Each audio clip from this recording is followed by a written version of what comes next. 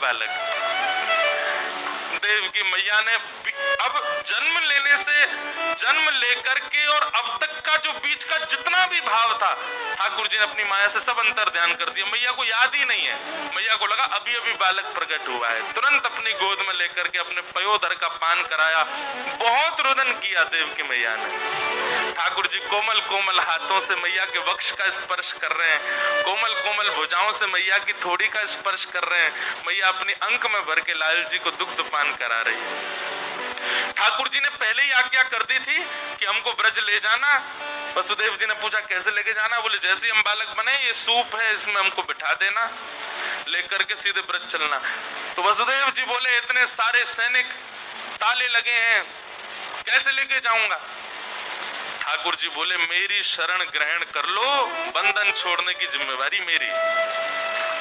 लोग कहते हैं, पहले बात सुना करो यार, पहले ताली बजा देते हो।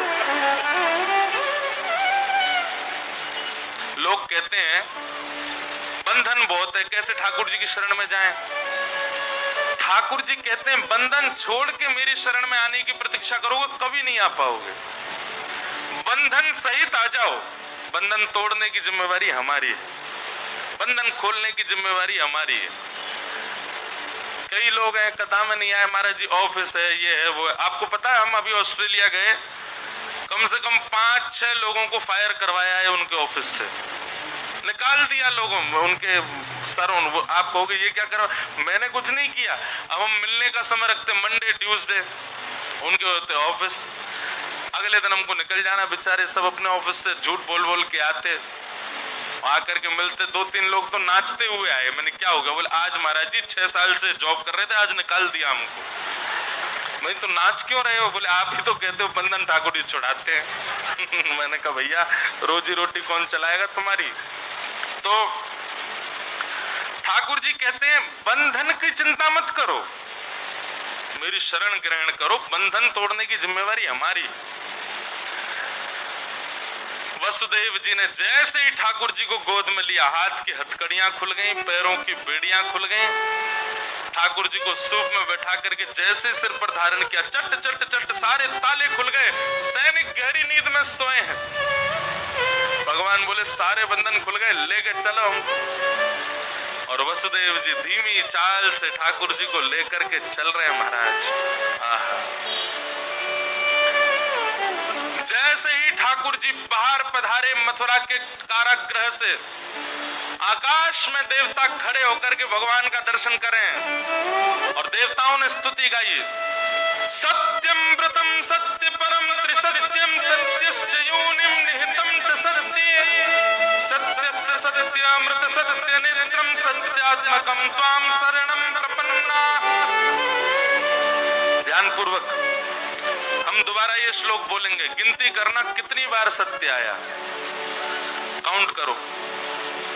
सत्य व्रतम सत्य परम त्रिसत्यम सत्यश्च योनिम निहितम च सत्ये सत्यस्य सत्यामृत सत्य नेत्रम सत्यात्मकम त्वाम शरणं प्रपन्ना। कितनी बार सत्य आया? कितना? यहाँ वाले ने गिनती नहीं करी, कितना आया बताओ? 9 बार? 12 बार?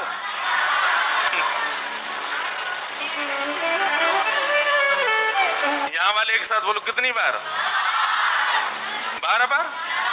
11 बार? आप लोग बताओ क्या बोल रहे हैं महाराज जी? हैं? क्या कह रहे हैं? अच्छा पड़ोसी ने बोल दिया तो हम क्या बता? पड़ोसी कछू भी कह दे तुम कछू मत करी हो। कितनी बार है? 11 बार? अरे यार रहने दो आप लोग भी। 9 बार? क्या 18?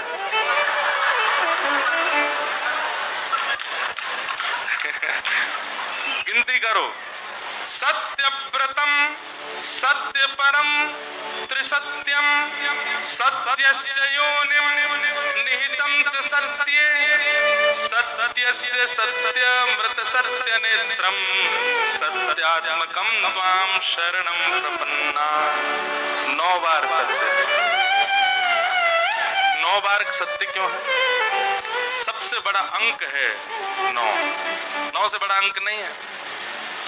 और 9 बार सत्य कहकर के मानो देवताओं ने कह दिया केवल आप ही सत्य हो। वैसे तो 3 बार कहने से पुष्टि हो जाती है, कबूल है कबूल है कबूल है।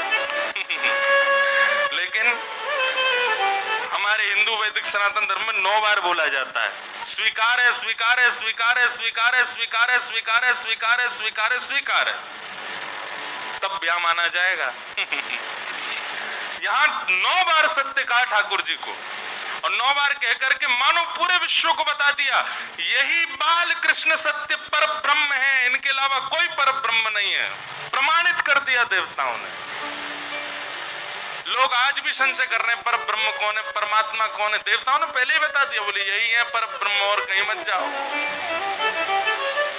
आहा, ठाकुर जी जैसे ही जाने लगे, महाराज भागवत में तो इतना सुंदर वर्णन है कि आज हिंसक जीव भी आपस में मित्र हो गए। शेर भी दौड़ रहा है ठाकुर जी के दर्शन करने के लिए, हिरन भी दौड़ रहा है। तभी हिरन ने आकर के 1 लात मारी शेर में, पीछे हट, मैं पहले करूंगा। शेर बोला मानता नहीं, तेरा मेरा ब्रेकफास्ट है तू। बोले आज भाई हमारे ठाकुर जी का जन्म हुआ है, आज दोनों भाव से दर्शन करेंगे।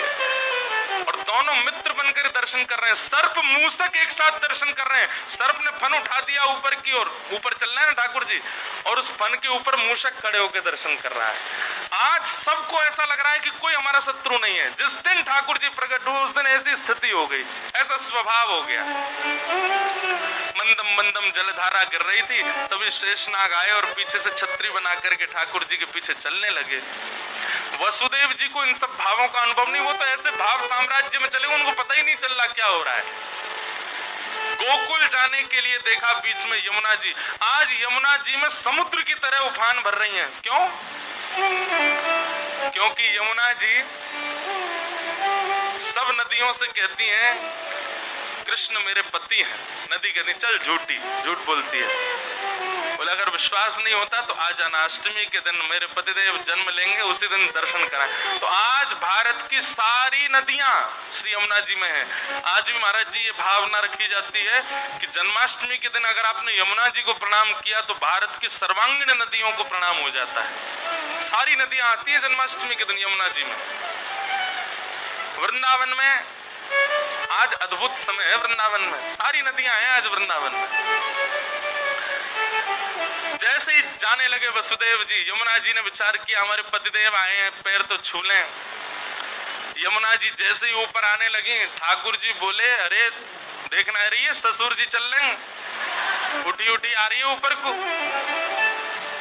अरे वसुदेव जी नेक तो लज्जा कर ले। बोले आप चरण दे दो। ठाकुर जी ने पलना वो सूप में से अपना चरण बाहर निकाला। यमुना जी ने एक हिलोर भर करके चरण स्पर्श किया और मार्ग प्रदान कर दिया। वसुदेव जी चलते जा रहे हैं,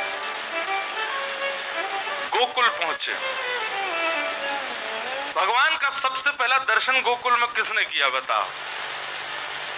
हमारे पूज्य नाना जी बताते थे, यमलार्जुन वृक्षों ने। नलकुबर और मणिग्रीव जिनकी कथा आती है, भगवान ऊखल में बंद गए तो पेड़ के बीच से निकले, वही दोनों पेड़ गिरे। हमारे नाना जी कहते बोले सब तो सो रहे थे, वो 2 वृक्ष लंबे खड़े, उन्होंने सबसे पहले ठाकुर जी को देखा। तो फिर नाना जी कहते संत की भले ही उनको श्राप लगा, लेकिन कितनी बड़ी कृपा, भगवान का सबसे पहला दर्शन उन दोनों को हुआ। वसुदेव जी गए और जाकर के, अब देखो कथा बहुत बड़ी हो जाएगी, बहुत सारे भाव हैं हमारे अंदर। तो अब एक भावना तो ऐसी भी है कि यशोदा मैया ने 1 नहीं 2 बालकों को जन्म दिया है। ट्विंस हुए हैं यशोदा मैया के, एक लाली और एक लाला। और जो लाला जन्म लिए हैं वो कौन है? वही नंदनंदन श्री कृष्ण है। और सूप में बैठ के जो है ये कौन है? ये देवकी नंदन श्री कृष्ण है। वसुदेव जी जैसे ही पहुंचे तो वसुदेव जी को नंद नंदन कृष्ण दिखाई नहीं दिए। आपने जैसे ही अपनो लाला वहां पधराया तो नंद नंदन कृष्ण और वसुदेव नंदन कृष्ण दोनों एक हो गए, एक में ही विद्यमान हो गए। और आप लाली को लेकर, अब इसके प्रमाण बहुत सारे हैं उसमें नहीं जाएंगे, लाली को लेकर के वसुदेव जी वहां से मथुरा को प्रस्थान कर गए। मथुरा जाकर के जैसे ही पहुंचे, बालिका ने रोना प्रारंभ किया। कंस की निद्रा खुल गई। आकर के उसने बालिका को जैसे ही पटका, अष्टभुजी देवी भद्रकाली प्रकट हो गई। विंध्यवासिनी मैया विंध्याचल में विराजमान है, भगवान की बहन है वो। उन्होंने कंस को बताया कि भाई तुम्हारे शत्रु ने तो ब्रजमंडल में जन्म ले लिया है, अब यहाँ कंस को करने दो, आप जो कर रहा है, हम चल रहे हैं गोकुल। 80 बरस के है गए नंद बाबा। कितने बरस के? अभी तक लाला नाय भयो। पर पतो ना क्यों अब की बार सबन को ऐसा लगन लगो कि अब के लाला होएगो, अब के तो नंद बाबा के लाला होएगो ही होएगो। आहा, नंद बाबा की दो बहन है, नंदा और सुनंदा। दोनों 6 महीना से डेरा डाल के पड़ी हैं वहीं पे। जब तो पता चलिए भाभी हमारी गर्भ से हैं, तब से वहीं पड़ी हैं। क्यों? अब के लाला होएगो तो भैया नवलखा हार प्रदान करेंगे। सेवा कर रही हैं खूब नंदरानी यशोदा की। आज सुबह को समय है गयो, सूर्य उदय है गयो, लेकिन अभी तक यशोदा मैया उठी नहीं। जो ब्रह्म मुहूर्त में उठ जाए अभी तक ना जगी। नंदा सुनंदा दोनों ने प्रवेश किया और जैसे ही भीतर प्रवेश करके देखो तो महाराज यशोदा मैया के बगल में नेक सो लाला, मुख तक चदरिया ओढ़े और कुल बुलाए रहे हो है। क्या कर रहे हो है? कुल बुलाए रहे हो। कुल बुलाए नो मतलब अपने हाथ पांव चला रहे है और मुख से ऐसी आवाज, छोटे छोटे बालकों की आवाज आती ना, ऐसी थोड़ी थोड़ी आवाज कर रहे हैं। ठाकुर जी बेचैन हो रहे हैं। और लाल जी हैं कैसे? बोले ऐसे लग रहे हैं मानो जैसे कोई नीली मणि रखी हो। ठाकुर जी का बहुत दिनों तक जब नामकरण संस्कार नहीं हुआ तब तक यशोदा मैया नीलमणि कह करके पुकारती, नीलमणि। नंदा सुनंदा ने जाकर के जैसे देखे, और भैया हमारी भाभी के तो बालक भयो है, लाला है कि लाली? ने देखो तो। सुनंदा बोली अब बात का फर्क पड़े, कोई भी हो। नंदा बोली देख